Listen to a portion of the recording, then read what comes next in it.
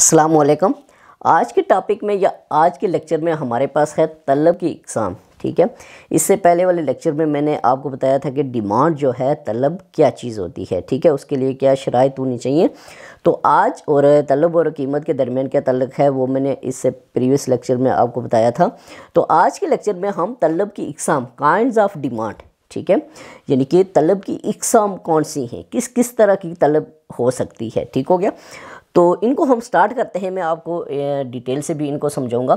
सबसे पहले है ये है हमारे पास माखूज़ तलब, जिसको डिराइव्ड डिमांड भी कहते हैं। देखिए माखूज़ तलब यानी कि माखूज़ का जो लफ्ज़ है वो तलब आपको पता है डिमांड है, किसी चीज़ की ख्वाहिश ज़ाहिर करना। और इकनॉमिक्स की ज़बान में ख्वाहिश के साथ साथ क्या होना चाहिए, क़ुव्वत ख़रीद। मैंने आपको बताया था कि क़ुव्वत ख़रीद भी हो और ख्वाहिश भी हो तब इकनॉमिक्स की ज़बान में इसको डिमांड कहते हैं, तलब कहते हैं। तो देखिए माखूज़ तलब यानी कि कहने का मतलब ये है कि अख़ज़ की जाए।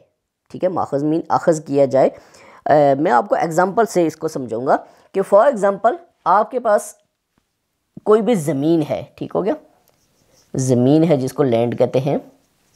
ठीक है, अगर इसकी तलब बढ़ जाती है, ठीक है, ज़मीन की तलब बढ़ जाती है तो इससे क्या होगा, इसको अगर इकनॉमिक्स की ज़बान में देखें तो आपके पास क्या होगा कि इस सरमाया, ठीक हो गया, और इसके अलावा आपके पास बाकी जो आमलीन पैदाश है, आमलीन पैदाश जो हैं वो भी बढ़ जाएंगे।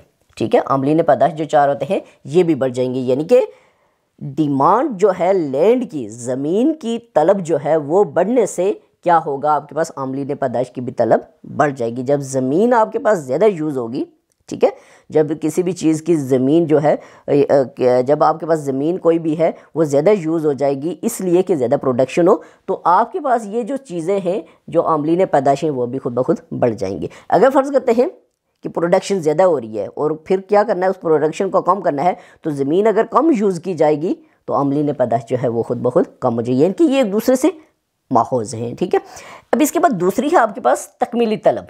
ठीक है, तकमीली तलब या जिसको कॉम्प्लीमेंट्री डिमांड कहते हैं। देखिए तकमीली तलब या कॉम्प्लीमेंट्री डिमांड मीन के तकमील मुकम्मल होना।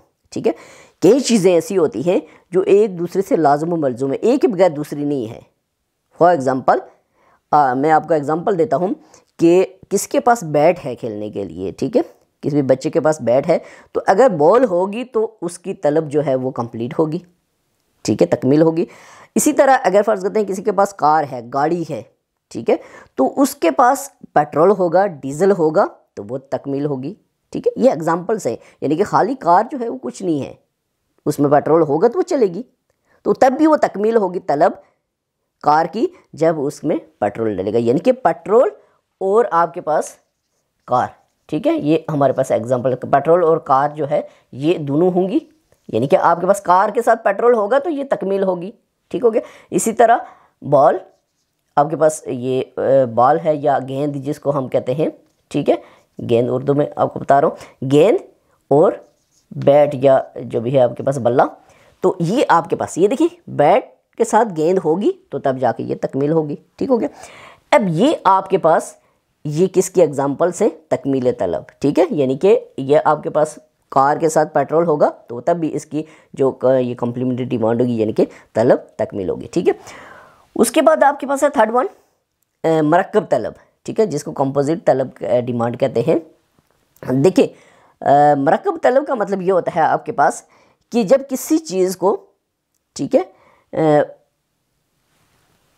यानी कि आपके पास मुख्तलिफ़ चीज़ों, मुख्तलिफ़ जगहों पे उसको खर्च किया जाए, मुख्तलिफ़ जगहों पे उसको इस्तेमाल किया जा सके। ठीक है, फॉर एग्ज़ाम्पल आपके पास कंपोजिट डिमांड में मैं आपको बताऊंगा कि मरकब तलब जो है इसमें फॉर एग्ज़ाम्पल कुछ चीज़ें हैं वो मुख्तलिफ़ जगहों पे इस्तेमाल हो सकती हैं, जिसमें मैं आपको एग्ज़ाम्पल देता हूँ कि कोयला है। ठीक है, अब कोयला जो है ये मुख्तलिफ़ जगहों पे इस्तेमाल हो सकता है। इसी तरह इलेक्ट्रिसिटी है, आपके पास बिजली है। ठीक है, अब देखिए बिजली जो है ये मुख्तलिफ़ जगहों पे इस्तेमाल हो सकती है, फैक्ट्रियों में इस्तेमाल होती है, घरेलू सार्फिन इस्तेमाल करते हैं। ठीक है। तो मुख्तलिफ जगहों पे ये इस्तेमाल हो सकती है, यानी कि आपके पास मरकब तलब का मतलब ये होता है कंपोजिट तलब, यानी कि एक चीज़ को मुख्तलिफ जगहों पे इस्तेमाल किया जा सके, ठीक है, मुख्तलिफ जगहों पे इस्तेमाल किया जा सके, यह आपके पास क्या होगी, ये मरकब तलब होगी, ठीक है। इसी तरह फ़र्ज़ करते हैं आपके पास ये जो लकड़ी है, ठीक हो गया, लकड़ी जो है ये जलाने के काम भी आती है, ठीक हो गया, और इससे फर्नीचर वगैरह भी बनाया जा सकता है, ठीक है। तो ये आपके पास क्या होगी, कंपोजिट डिमांड या मरकब तलब, यानी कि एक चीज़ को मुख्तलिफ जगहों पे इस्तेमाल किया जा सके, ठीक है। तो इसके बाद आपके पास है लास्ट वन, नेमल बदल अशिया की तलब, यानी कि जिसको डिमांड फॉर सब्स्टिट्यूट गुड्स कहेंगे, नेमल बदल की अशिया की तलब, ठीक है। तो इसमें आपके पास क्या है, फॉर एग्जाम्पल, यानी कि किसी की कोई एक तलब है तो उसको मुख्तलिफ चीज़ों से पुर किया जा सके, ठीक है, उसको फिल किया जा सके, उसको पूरा किया जा सके। फॉर एग्जाम्पल, मैं आपको एग्जाम्पल देता हूँ कि किसी को प्यास लगी है, ठीक है, कोई बंदा है उसको प्यास लगी है।